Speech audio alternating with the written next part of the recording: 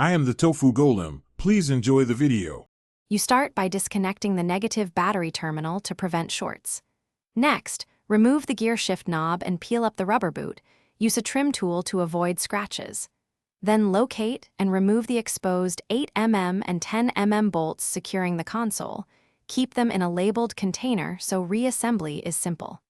Once done with these first steps, make sure nothing is clipped beneath the panels by gently prying around the console edge. Feel for hidden fasteners before pulling further. With exterior bolts removed, pop off the side trim panels to reveal hidden screws and clips. Use steady pressure and a trim tool so clips don't snap. Then, slowly lift the console enough to access electrical connectors. Unplug the cigarette lighter, auxiliary jack, HVAC switches, and seat heater plugs. Press tabs and pull straight.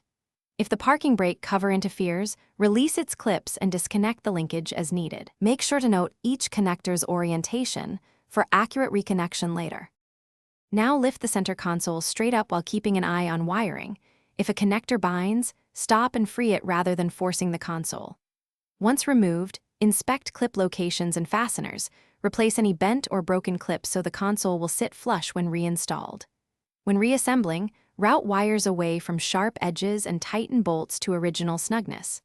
Finally, reconnect the battery and test all electrical functions. If a switch fails, check its connector seating as the primary troubleshooting step. Thanks for watching. Consider subscribing if we helped you today.